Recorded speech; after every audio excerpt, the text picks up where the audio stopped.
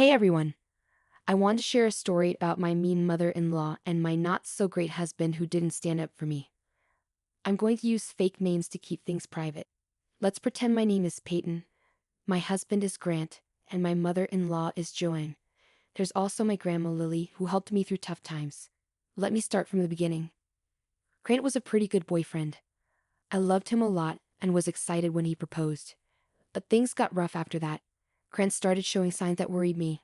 I found out he was super close to his mom Joanne, as she had a lot of control over him. Joanne was the first problem. She lived with us and relied on Grant for everything. One day, she showed up with some papers and told me to sign them right away. "What are these papers for, Joanne?" I asked. "This is an ironclad prenup that you both need to sign. It says that in case of a divorce, neither of you can ask for anything from the other. Sign it now," she demanded. "Wait a minute. Did you make a prenup without talking to us? That's really embarrassing, Joanne." "Why would you do that?" I protested. "I did it so you can't take my son's things if you get divorced. You make less money than him, and this house belongs to him. We can't trust you not to try to take everything." "This is crazy, Payton. I'm not as bad as you say. This is ridiculous. I won't sign a prenup like this. I feel offended." "You should have discussed this with us," I argued. "Actually, I know about the prenup. It's not a big deal, Payton. If you're really not with me for money, you shouldn't have any problem signing this," Grant interrupted. I was surprised that Joanne and Grant had talked about it without telling me. I wasn't with Grant for money, but I hadn't told him about my inheritance yet. Grant and I argued for days, and Joanne kept insulting me for not signing the papers. Eventually, I turned to my grandma for help.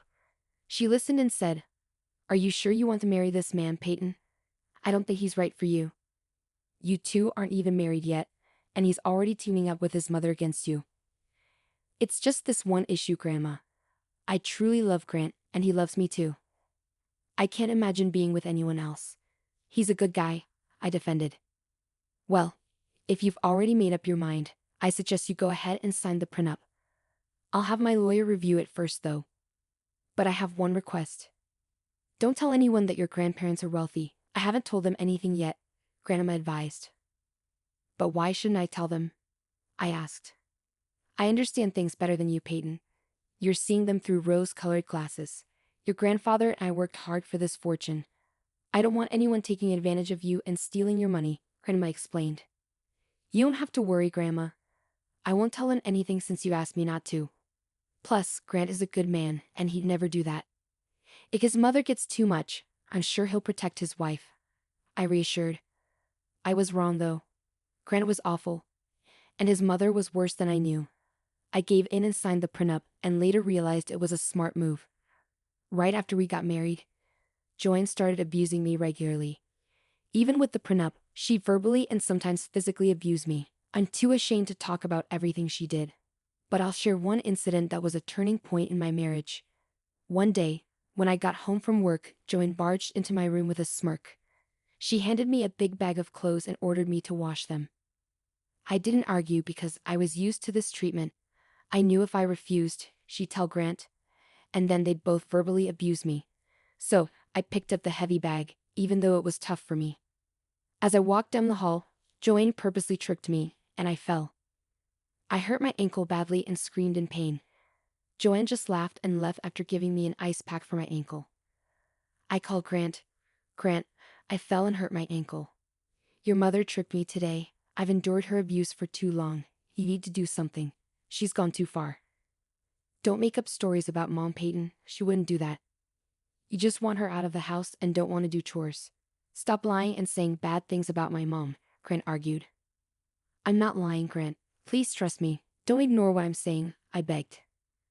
Grant just hung up on me. He never defended me and always acted like I was the problem. I stayed quiet because I didn't want him to leave, but this time I couldn't handle it anymore. I couldn't take it anymore. I was secretly seeing a therapist with my grandma's help because their abusive behavior was too much to handle. It was clear I had to leave. What made me even angrier was Joanne sending me nasty texts, saying I deserved what she did, and Grant never standing up to her. I was furious. I decided I needed revenge, and the chance came later. When my grandma passed away, I was sad but also relieved because she was in a lot of pain. I couldn't bear seeing her suffer. I stayed strong, thinking she was finally at peace with my granddad. Grant didn't offer any support when she passed. He didn't even come to the funeral. But he found out I inherited $250 million. Yes, they were that wealthy. Grant was shocked. He suddenly started being really nice to me when we got home. The next day, I woke up to another surprise. Joanne was standing at the foot of my bed, looking at me sweetly. I was shocked to find her in my room, staring at me strangely. I didn't know what to make of it. I had a feeling something like this might happen, but seeing my abusive mother-in-law's face change was starting to creep me out. I said, "Why are you here, Joanne? No one told me you were coming today. And why were you staring at me while I was sleeping?" "Oh, I came early to help you with chores. I made you some tea, it's right by your bed." "I know how much you love tea, so I got a special batch for you," she said sweetly. "You didn't answer why you were in my room while I was sleeping. Honestly, Joanne, it's really creepy. I was just trying to massage your feet, Payton. I know you hurt them when you fell carrying my laundry. Your feet must be sore, so I thought I could help," she explained. "You're the one who tricked me that day, Joanne. How dare you come in here and try to massage my feet? Have you no shame?" I exclaimed. Now, don't overreact. It was just a mistake. I didn't have you fall or that the laundry was so heavy. I already massaged your foot to make up for it, didn't I?" she replied. "Do you really think massaging my foot makes up for all the abuse you've put me through? You're out of your mind, Joanne. Get out of my room. I don't want to see your face right now," I demanded. "All right, I'll be in the kitchen making you breakfast. You don't have to worry about a thing. I'll take care of everything, including making sure Grant has everything ready. You just take your time and freshen up," she said sweetly before leaving. Her sudden change of behavior left me feeling unsettled. Even as I lay there, I couldn't shake the feeling that she had invaded my privacy and was acting strangely. Money can make people do strange things, you know. Joanne is a perfect example. Grant must have told her to be nice to me to avoid any issues with my inheritance, which probably prompted her visit. But neither Grant nor Joanne knew that they wouldn't get their hands on my fortune. I had made sure of that. I got out of bed and dressed in my best clothes. It was my day for revenge, and I wanted to look my best. My therapy had been helping, and I finally had the confidence to stand up for myself. I went down to the kitchen with my bag in hand. Inside were some important documents I needed to send out today. I think you can guess what I was about to do. I found Grant and Joanne in the kitchen, looking very pleased and whispering to each other. When they noticed me, their smiles widened even more. Grant pulled out a chair for me while Joanne started preparing a plate for me. I said, "Why did you make breakfast today? I could have done it myself. You didn't have to go through the trouble." "It's no trouble at all, Payton. I'm happy to do this for you. It's just breakfast. My mom can help out. You don't have to worry about any chores from now on. Once we sell the house and move to a mansion, I'll hire a housekeeper. Until then, my mother can take care of everything. I'll help her too. You think buying my medicines is a waste of money, but suddenly hiring a housekeeper is affordable for you. And how do you plan to buy a mansion? Robbing a bank lately?" I retorted. "Don't be absurd. We have enough money to do anything we want now." "You just inherited a lot from your grandmother," Grant replied confidently. "Yes, Grant's right. Finally, we're rich. We don't have to worry about money anymore. Your inheritance will last us a lifetime. We can do whatever we want now," Joanne added. "Yeah, I've been thinking about quitting my job. I was getting burnt out here anyway. Maybe we can take a vacation and have some fun. What do you think?" Grant added. I burst into laughter at their words. I couldn't believe what I was hearing. It had only been a day since I got my inheritance and they were already making plans. They really thought I'd just hand over the money and let them do whatever they wanted. As if pretending to be nice would erase years of abuse from my husband and mother-in-law. Joanne and Grant looked uncomfortable with my laughter, trying to avoid eye contact. Maybe even they realized how ridiculous their plans sounded, holding on to the hope that I'd forgive them magically.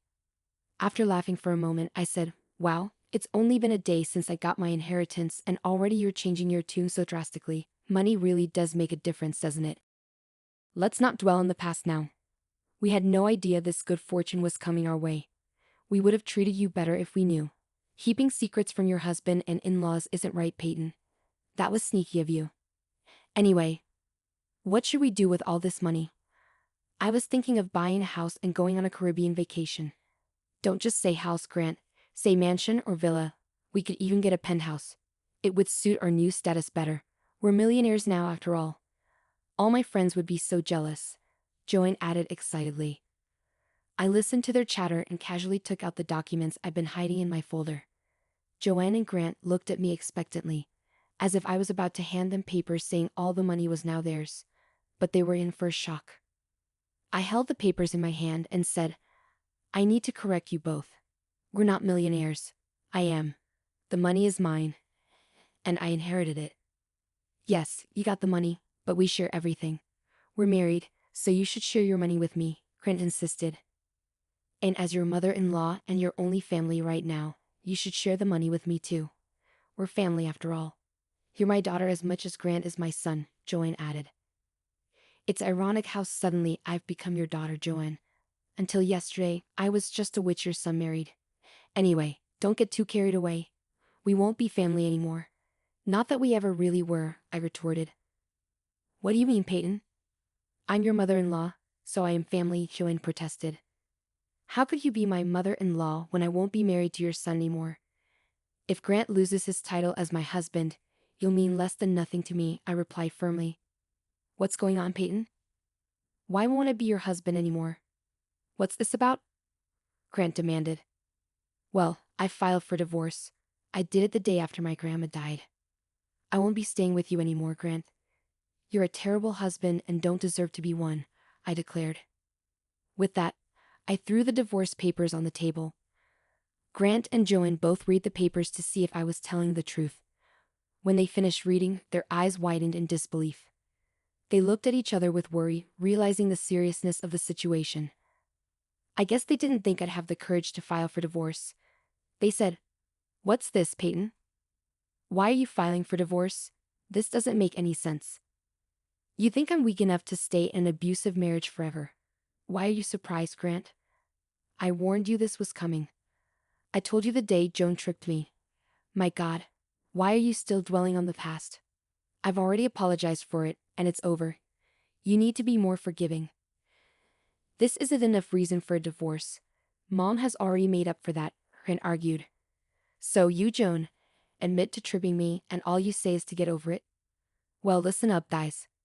I'm divorcing both of you and you won't get a penny of my inheritance. I can't believe I fell in love with such a horrible man like you, Grant. I'm ashamed I tried so hard to impress a monster like you, Joanne. But this abuse stops now.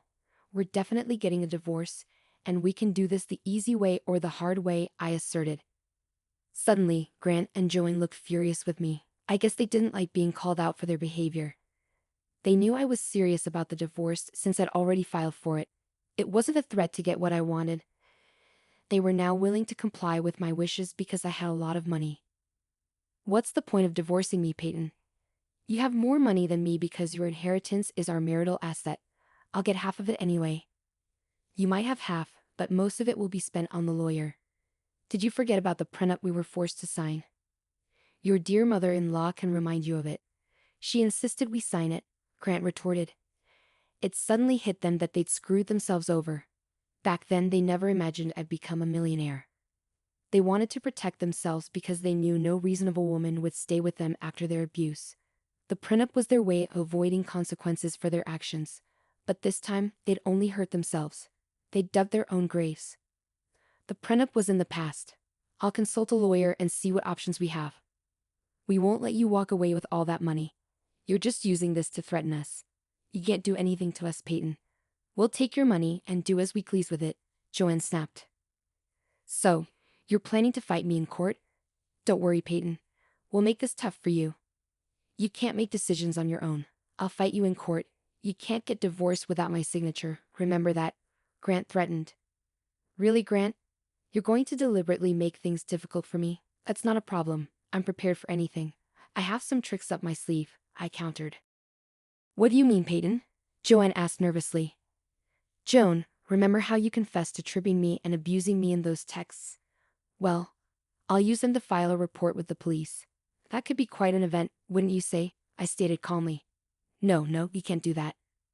You can't do that to me. That's impossible. I'll delete all the texts. Don't worry, Joanne stammered. Danon, I have all the texts saved and sent to some of my friends. Trust me, I'm perfectly capable of reporting you to the police. And I can also show how Grant knew and did nothing to help me. It'll be an uphill battle for you in divorce court, I threatened. Joanne and Grant immediately started apologizing profusely. They'd forgotten that I had the power to put Joanne in jail. They thought I'd moved on from the incident, but I'd been biding my time, waiting for the right moment to use it. Joanne and Grant were in deep trouble. They didn't know what to do. I took the divorce papers with me and left the house. I'd collect my things the next day. Grant and Joanne tried to stop me, saying, "Don't leave, Payton. Let's sit down and talk about it. We can handle this like adults and not make any rash decisions. And where will you even go? You have to stay here anyway. Let's discuss it. I'm moving into my grandmother's house. It's already been transferred to my name. I'll be living there while I wait for Grant to decide on the divorce. I'm taking the papers with me so you can't damage them and force me to file again. And as for my belongings, I've taken pictures of everything. Don't even think about damaging or getting rid of anything," I replied firmly. Grant and Joanne continued trying to stop me, but I had already called a friend who was waiting for me outside. I got into her car and drove off with her. Grant and Joanne watched us from the door the whole time. After arriving at my new place, I contacted a moving company to bring my belongings from the house. In the following months, Grant and Joanne tried their best to change my mind, but I kept reminding them about going to the police. Since Grant hadn't signed the divorce papers, he talked to a lawyer who informed him that the prenup was solid and he had no way out. After being threatened by me multiple times, Grant was forced to sign the divorce papers. He didn't want his mom to go to jail, and he knew I would never give him another chance. Grant didn't take the divorce well and started blaming Joanne for causing problems between us. He believed she was the reason he missed out on becoming a millionaire. After numerous fights, he ended up kicking her out with nothing. Since Joan depended on Grant's money, she was left homeless and without resources. Last I heard, Joanne was in a homeless women's shelter, unsure of what to do next. I informed everyone about how awful Joanne and Grant are, so they've been isolated from others. No one really talks to them anymore. As for me, I'm enjoying my new life and watching the aftermath unfold. I still stay at my grandma's place because it holds sentimental value for me. With my inheritance, I've donated some money to women's help centers and plan to do more for them. The rest of the money has been invested and secured for my future family. I still work at my old job because I don't want to sit idle. Life is good so far, and I'm hopeful I'll meet someone who deserves me.